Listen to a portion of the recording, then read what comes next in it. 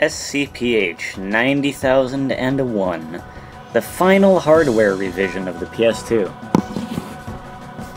Even so, this one can work with swap magic as well, although I don't know if it might have some problems that other ones didn't. I know the charcoal black, like, PS2 I used, that was 70,001, I think, like, mysteriously had problems with the reading the burned DVD, even though none of the other ones had such problems. So I don't know what's up with that. I guess just different PS2s might have problems with this whole procedure that, while other PS2s will be fine. An odd problem. Though it might not be the model itself, it could also be that the laser was worn out and just wasn't working as well as it should have been. I don't know. It remains a mystery, but in any case, let's just focus on trying to get this to work. So, magic switch is admittedly kind of cheapy. Comes in a very small little box like that. And small plain box. And the parts are typically just plastic bits. And this bit is the part we're going to focus on now. We want to, you'll see at the top there, it's got a protrusion coming out of to the right. This is the direction we want it facing, although we don't want to take it, we don't want to set it in at an angle or laying down like that. We want to take it and have it be, you know, straight up and down. And where we're putting it is back there. This part needs to be to the right. That's where it gets held in place to the right when you close the lid, and that's where it needs to be, otherwise it gets in the way of the disc spinning. So we're gonna stick this in. Trust me, even if you're right-handed, and even though this bit is tiny and hard to handle, hold it with your left hand. Because if you try and hold this back with your left hand, and get in there with the tiny bit with your right hand, your hands get in the way of each other, and it doesn't work out too well. We just gotta stick this in there, and try to make sure that it doesn't, that you don't end up sliding it in at some kind of angle or anything. Because then the bit can get in the way of the disc. It can be tricky to get in there, right? Yeah, it can be tricky to deal with, but at least you only have to do it once. Unless you're me making these tutorials, in which case you have to do it... I don't know how many times I've had to do this.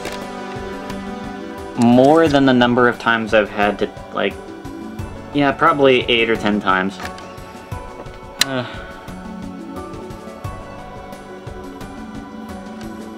And I find it easier sometimes than others. It seems to be a little harder with this PS2. That's not good. It's sticking up, sticking out at an angle. We don't want that. Maybe that was okay. No, I don't think it is.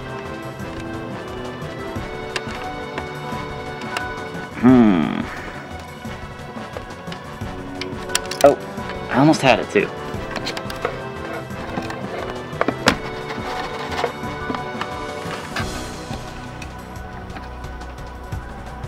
This is proving to be more difficult than it was to do for any of the other PS2s. I don't know if it's just the way it's shaped over there is different, or if I am just suddenly very bad at this when I wasn't before. Either way, I will get this done.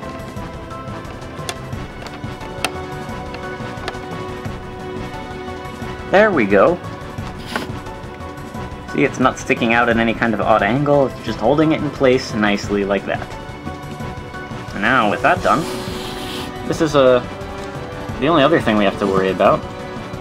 Now, normally with the other PS2s, like the 70,001, zooming in so much is not a good idea, apparently.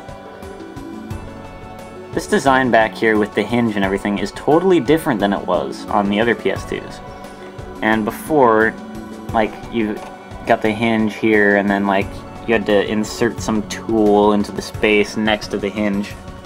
Not so with this one. With this one, we just have to deal with this hole here, which I'm not sure if you can really see in there well, even if I turn on the light, but there's a switch in there that needs to be pushed down, And for that, we're going to use this little square part here.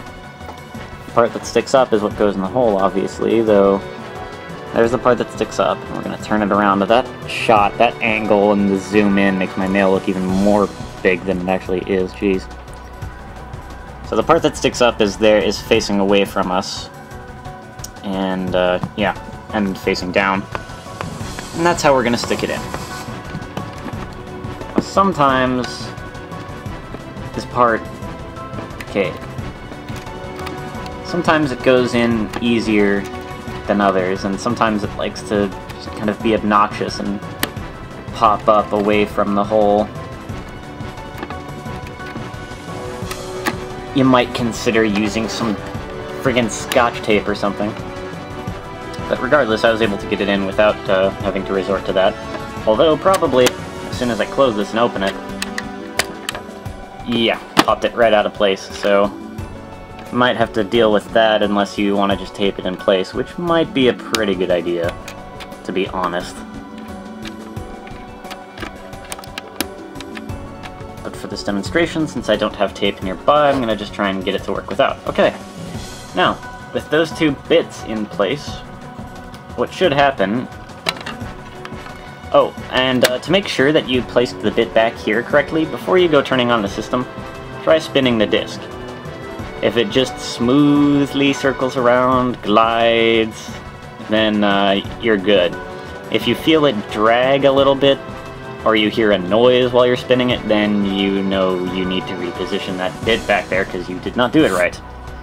Now, let's try turning this on.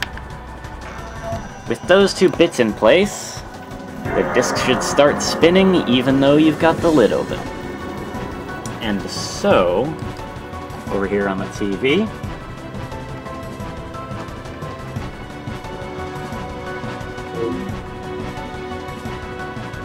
you can see the PS2 logo kind of ghosts, not usually stays behind longer than that, that's odd.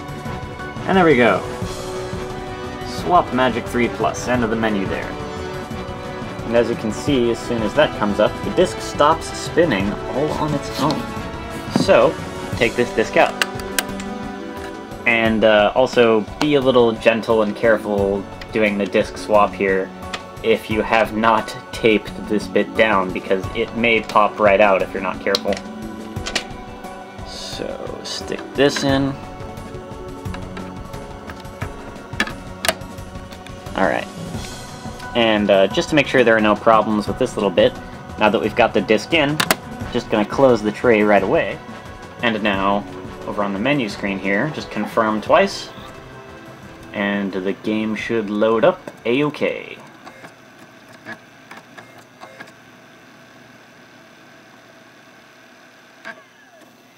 Yep, there it is. Man, this... so out of... let's see...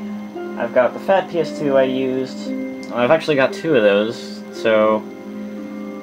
let's see,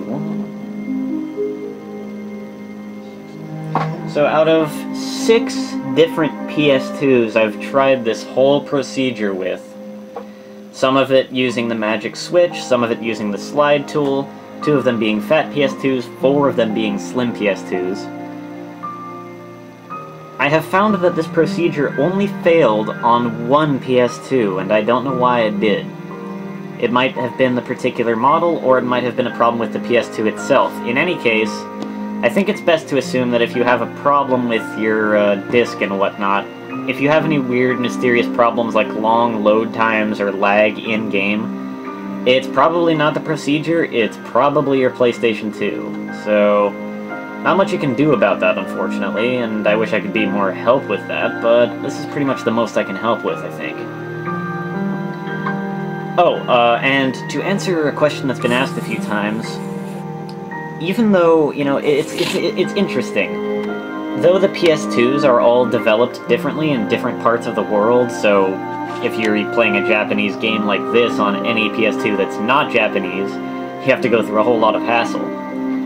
But the memory cards are manufactured exactly the same in all parts of the world, which means no matter what memory card you're using, whether it's Japanese, American, European, Australian, whatever, You should have no problems at all saving save data for Kingdom Hearts 2 Final Mix, so don't worry about that.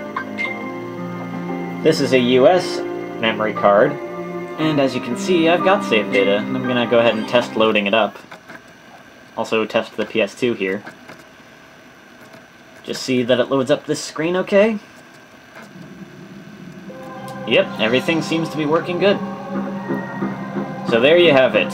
Kingdom Hearts 2 Final Mix on Slim PS2. If you've got any further questions, go ahead and ask, and I'll help if I can. I don't know if I can help. I may have at this point helped about as much as I possibly can. But even so, if you've got questions, go ahead and ask. I may be able to answer. If I can, I will try to. So, I hope I've helped you out with this. Thanks for watching, and if you're able to, enjoy Kingdom Hearts 2 Final Mix. See you around.